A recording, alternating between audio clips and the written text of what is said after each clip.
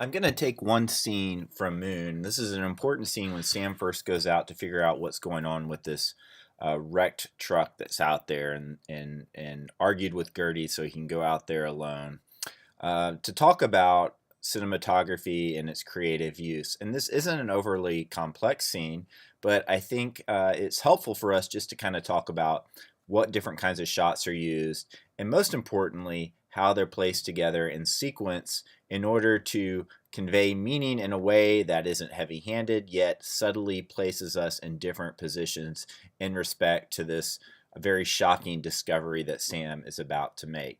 So as I said, this sequence begins when Sam has just convinced Gertie to let him outside.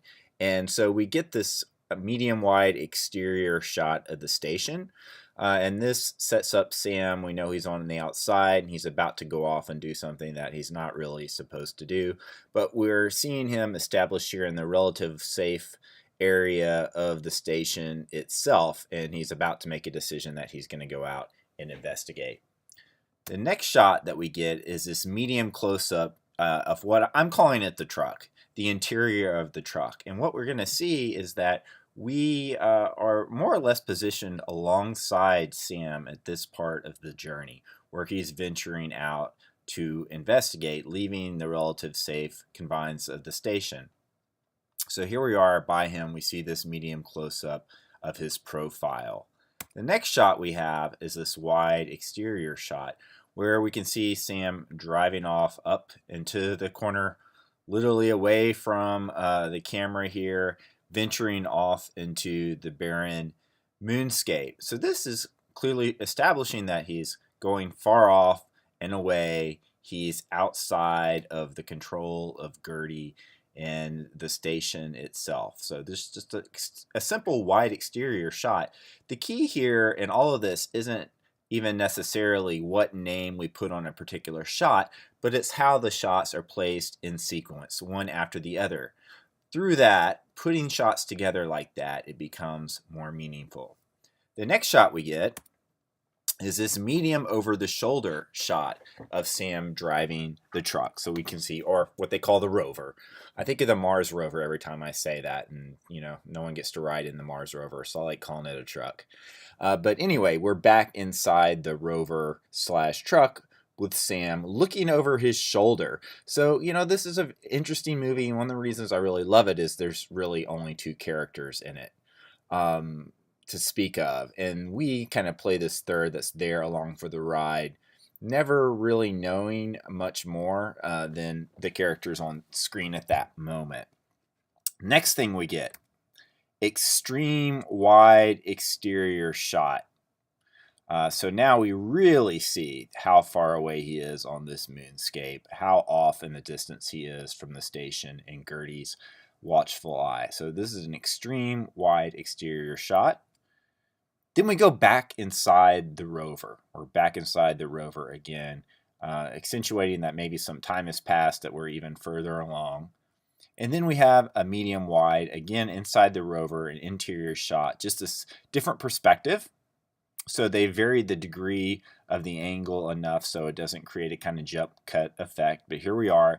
And in this case, we're seeing that he's looking closer. He's now appearing on, he's found the other rover and he's going to investigate. So in this shot, we see him looking through the little windshield in front of him. And then we cut to a wide exterior shot. Again, I'm not cutting out any different shots. These are all the different shots in sequence. So we get a wide exterior shot as his rover approaches the wrecked rover. Then it cuts to a medium wide shot where we actually see him walk into the frame and approach the crashed rover. Now things get a little bit interesting here. And I want to emphasize how the film and the different shots play with our perspective as viewers, how it positions us respective to what's going on. This is an absolutely key scene in the film when Sam decides to go out and do this and take that step. So we have this medium-wide exterior shot, which sets him up approaching the wrecked rover. The next shot we see is actually from the interior of the rover. And it's Sam is wiping away the glass and he's peering into the rover. And we see this from the perspective of someone who's actually stuck inside that wrecked rover. Okay, so what's interesting to me here is that instead of cutting to a reverse shot where we actually see what Sam sees through that window, we stay inside the rover. It's playing with our perspective. It's playing with our point of view. We don't get to see what Sam sees in this moment. Instead, it's as if we're stuck inside that rover. So the next thing we see is a medium shot of the door that Sam is going to climb through. Right? So it's as if we're sitting inside the rover.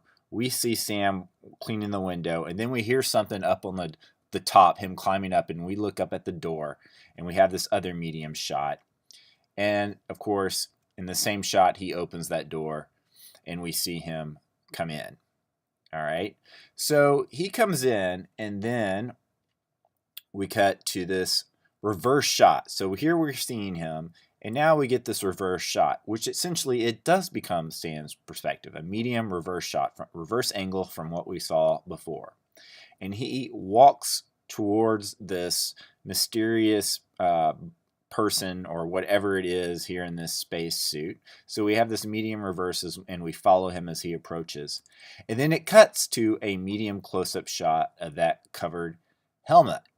So we have a medium close-up, and then our next shot, there's no reverse shot here. Our next shot, this is as if we're from Sam's perspective.